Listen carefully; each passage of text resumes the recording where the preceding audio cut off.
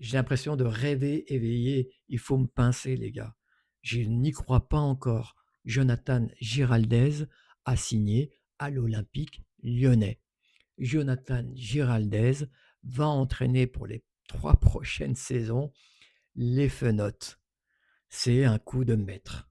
Bravo Michel Kang pour ce move. C'est vraiment incroyable.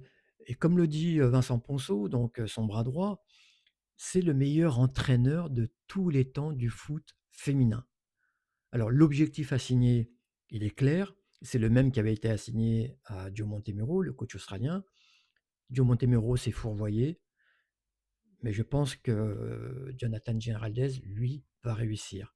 Donc c'est de joindre le spectacle à la performance. On va voir ça dans la vidéo. Moi, j'ai été hypé comme jamais par l'arrivée de cet entraîneur. Depuis que je suis l'Olympique lyonnais, j'ai jamais été autant excité par l'arrivée d'un entraîneur. Je vais vous expliquer pourquoi. On va voir son parcours, bien évidemment. On va voir sur quel type de joueuse il va pouvoir s'appuyer. Et au travers donc de ces titularisations, on va voir sa vision, on va voir sa philosophie de jeu. Mais c'est la crème de la crème. Donc, j'espère que vous êtes comme moi, vous êtes aussi excités donc par cet entraîneur qui a gagné partout où il est passé et qui va encore gagner avec l'OL féminin et qui va remettre ce club, j'en suis sûr, là où il doit être, tout là-haut, au sommet de l'échelle du foot féminin. Et oui, l'Olympique lyonnais a certes énormément gagné dans son histoire, mais n'a jamais vraiment marqué les esprits par son jeu. Et je pense que c'est quelque chose que souhaite remédier Michel Kang. Et avec cette arrivée, c'était la meilleure chose à faire. L'Olympique lyonnais, pour moi, ressemble beaucoup à la section masculine du Real de Madrid, dans le sens où le Real de Madrid a aussi énormément gagné dans son histoire, mais n'a jamais marqué les esprits concernant le jeu comme a pu faire le Barça. Le Barça qui est justement la maison mère de Jonathan Giraldez. Donc on va voir qu'au travers de son parcours, du très haut niveau remarquable, c'est l'entraîneur idoine pour les Fenotes, pour retrouver les sommets, mais les retrouver avec panache, en proposant du football champagne. Voilà à quoi on va affaire, voilà ce que moi j'attends de cet entraîneur, et je suis persuadé que mes espoirs seront, ne seront pas déçus, en tout cas, comme ils ont pu l'être avec Joe Montemurro. Et voilà, vivement donc la rentrée pour qu'on puisse voir tout ça. Si tu aimes toi aussi le foot féminin, si tu aimes ce type de contenu, alors n'hésite pas à t'abonner, tu es au bon endroit.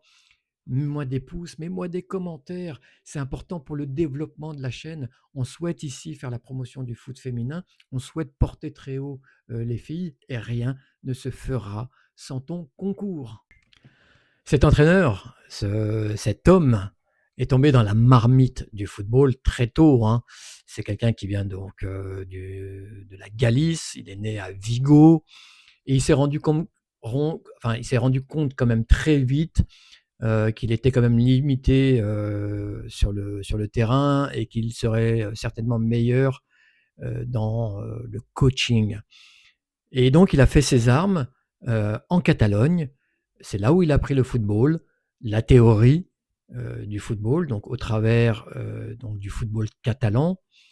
Et puis, il a aussi, il est passé à la pratique au sein du club du Barça pour, in fine, entraîner donc la section féminine, prendre l'équipe première, parce qu'avant ça, il était adjoint et puis il était dans le staff technique. Donc, il a entraîné l'équipe première à partir de 2021.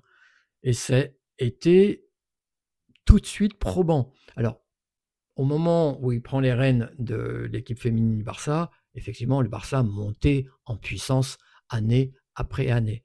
Et la conquête des sommets a été rendue inéluctable grâce à l'impulsion de Jonathan Giraldez, qui a fait des prouesses à la tête de cette équipe, qui a gagné moult trophées avec le Barça, avec la manière. Et ça, c'est très important. Il n'a jamais trahi les principes de jeu du club catalan qui est fondé sur le collectif, un collectif huilé, un collectif puissant, heu, tourné vers le spectacle. C'est pas simplement se faire des passes de façon stérile, d'un côté à l'autre. C'est vraiment toujours essayer de jouer dans les intervalles et se créer des brèches pour apporter le danger dans la surface de réparation adverse et marquer des buts. Et il l'a fait, accompagné de filles très talentueuses. Donc il connaît la recette pour gagner, les matchs, pour gagner les trophées les plus importants, qui soient. Et avec le club catalan, il a gagné donc, le championnat, il a gagné des coupes, de la reine, il a gagné des coupes d'Europe en 2023 et en 2024. En 2024, on s'en souvient, contre l'Olympique Lyonnais, où là, le Barça avait quand même maîtrisé de bout en bout les débats face à un Olympique Lyonnais, limité au niveau du jeu. Et je vais vous donner une stat quand même qui résume le travail effectué par, cet entraîneur. Quand il est entraîneur du Barça, il a, donc avec ses troupes, joué 50 matchs en championnat. Donc de 2021 à 2024, il a joué 50 matchs et il a gagné ces 50 matchs. Donc au moment de son départ, le Barça restait sur 50 victoires d'affilée en championnat. Non seulement il a gagné tous ses matchs, mais enfin je veux dire, il n'en a perdu aucun, il a même pas fait un nul. Que des victoires sous sa férule, que des victoires durant son règne. Ça vous pose quand même un entraîneur. Vous êtes d'accord avec moi? C'est impressionnant. Alors vous certes, vous allez peut-être me dire que le Barça a une telle marge en championnat que finalement ça relativise cet exploit, mais on peut faire une comparaison avec l'Olympique Lyonnais. L'Olympique Lyonnais aussi a une énorme marge, peut-être même encore plus que celle du Barça, avec, le reste des troupes en Espagne. Et pourtant l'OL, ici et là, chaque année, même durant, ces périodes fastes où, il régnait vraiment sur la planète football, beh, il concédait quand même un match nul ici ou là. Là, le Barça, c'était des victoires, enfin c'était victoire sur victoire. Et et c'est un record, un exploit, qu'il faut vraiment bien mesurer. Voilà de ce dont est capable cet entraîneur. Et ensuite, il a entraîné donc le Washington Spirit, où là aussi il a fait des merveilles. Il est resté 1 an, puisqu'il a débarqué en 2024 et là, il est appelé donc à entraîner l'OL Lyon. Donc il est resté 1 an. Mais ça lui a suffi pour emmener cette équipe en finale du championnat américain, qu'ils ont perdu sur la plus petite marge des scores contre l'Orlando Pride, l'ancien club, de Alex Morgan, notamment. Orlando Pride donc a gagné, la finale 1-0 et ils ont gagné, enfin le Washington Spirit a quand même gagné la Challenge Cup face au même adversaire, donc s'est vengé de cette défaite en finale, en gagnant donc la Challenge Cup contre Orlando Pride.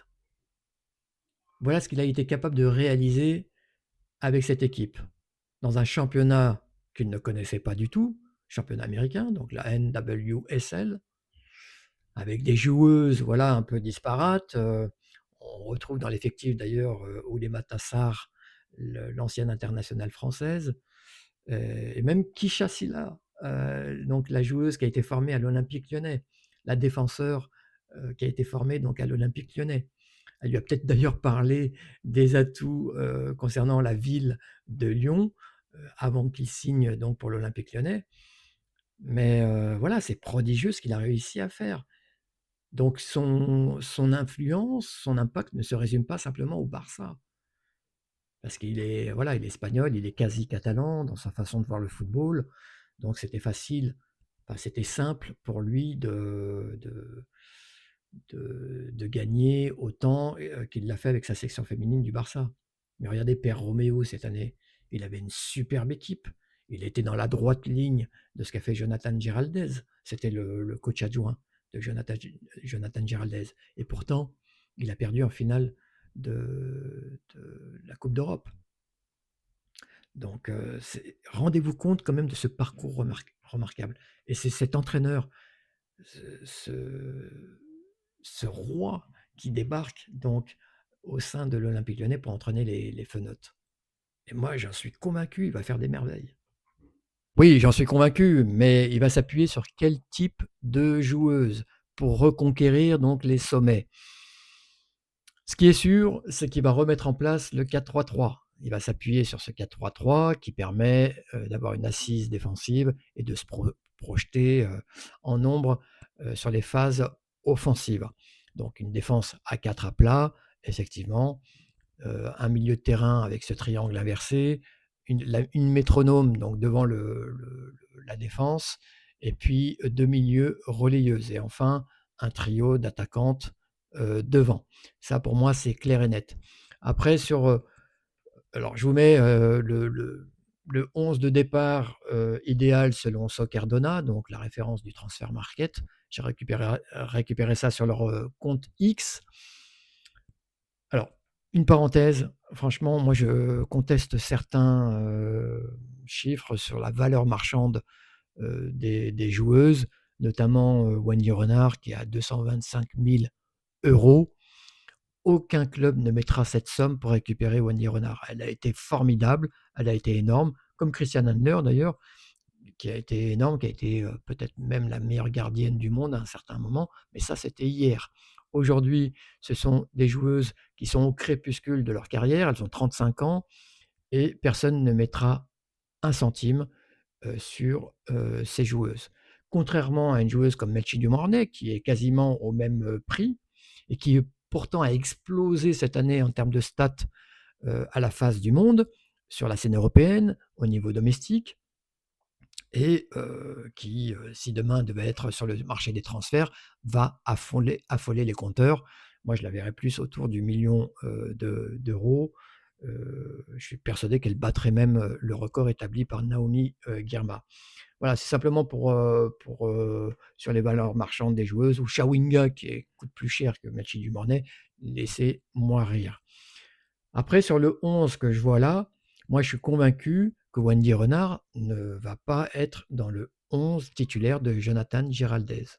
Alors, beaucoup de gens vont être étonnés, beaucoup de gens vont peut-être me hurler dessus. Wendy Renard est une icône du football, ok, mais voilà, si vous faites jouer une joueuse parce que c'est une vache sacrée sans tenir compte des performances sportives, vous allez droit dans le mur. Et je pense que Jonathan Giraldez a l'aura qu'il faut, même si c'est un très jeune entraîneur, qui est plus jeune que Wendy Renard. Je suis sûr qu'il est en mesure, il le fera certainement avec tact, mais il est en mesure de la mettre sur le banc. C'est une joueuse qui doit venir jouer des bouts de match, apporter sa taille pour débloquer des situations parfois, mais voilà, pas plus quoi. Et c'est pareil pour Christiane Handler. Pour moi, c'est une gardienne qui a montré énormément de fébrilité tout au long de l'année, et ça ne va pas s'arranger avec les années, bien au contraire. Donc les deux joueuses, je ne les vois pas démarrer les rencontres sur la saison. Alors peut-être qu'au début, du fait du retour de certaines joueuses après la période estivale, de la forme d'autres joueuses, des blessures des unes, des autres, vous savez comment ça se passe. Peut-être que ces deux-là pourront tirer leur épingle du jeu. Mais quand la saison battra son plein, je pense que vous ne retrouverez pas ces deux joueuses comme titulaires au coup d'envoi des matchs. Et je suis prêt à mettre un billet là-dessus. Donc enregistrez bien, mettez bien ça quelque part dans votre vidéothèque. Vous pourrez toujours me le ressortir si je me suis trompé, mais je suis persuadé que ces deux joueuses ne seront pas titulaires au coup d'envoi. En milieu de terrain, eh ben franchement, là aussi, je me pose certaines questions. Je me demande si, hem, à la place de Lindsey Horan, je ne sais pas si Lindsey Horan va rester à l'Olympique Lyonnais, cet été. À la place de Lindsey Horan, moi je mettrais Inès Ben Yahya. Je mettrais Inès Benyaya, donc en milieu de terrain, accompagné par Dumornay et Gurola. Pour moi, on se rapproche un peu plus de la philosophie, de jeu de Jonathan Giraldez, avec un milieu technique, un milieu qui sait comment garder le ballon et voilà, qui sait, distribuer à bon escient donc les ballons aux attaquantes. Lindsey Horan est pas du tout dans cet esprit-là. Elle a énormément de qualité. Moi, je la vois plus devant, Lindsey Horan, vraiment beaucoup plus devant. Heu, alors peut-être pas sur un côté, peut-être à la place de Katoto, effectivement. Bon après ça sera difficile quand même de se passer, de Katoto, vu le talent, de cette joueuse donc devant. Mais voilà, je fais sauter Oran et je mets Inès Benyanya à la place. Pareil pour Chawinga, sur le banc. C'est la joueuse. Déjà je trouve que c'était une mauvaise idée de la recruter, vu la configuration des matchs concernant l'Olympique Lyonnais. On a souvent des équipes, je l'ai dit et redit dans beaucoup de vidéos, on a des défenses compactes, on a affaire souvent à des défenses compactes, puisque l'Olympique Lyonnais a le ballon, contrôle le match, notamment dans le championnat, et qu'une joueuse comme ça ne peut pas exister. Elle a besoin d'espace pour s'épanouir. Donc Chawinga, euh, la faire rentrer en cours de match, quand on est devant au score et que les équipes sont censées voilà, se découvrir, là, il y a une possibilité concrète pour elle. Mais au démarrage, je mettrais plutôt une joueuse comme Amel Majri. Donc on aurait Amel Majri à la place de Chawinga et Inès Benyaya à la place de Lindsay Hips. Alors, je vous mets aussi, bien évidemment, le backup, parce que vous savez qu'il y a Jules Brand qui est arrivé.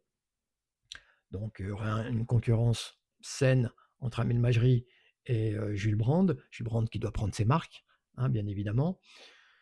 Zvaba aussi, donc qui doit concurrencer, très fort Selma Bacha. Il y a, une possibilité pour elle. Je trouve qu'elle apporte plus, techniquement, à cette équipe de l'OL que Selma Bacha, pour le moment. Selma Bacha qui, confond énormément vitesse et précipitation. Et alors on parle de la rumeur Albert, moi je n'y crois pas du tout. Je pense pas qu'elle entre dans le moule, concernant donc le jeu souhaité par, Jonathan Giraldez, ça c'est mon opinion. Mais apparemment, elle serait, sur le point de signer à l'Olympique Lyonnais, donc mais voilà, moi je ne la vois pas jouer, à l'Olympique Lyonnais. On verra bien.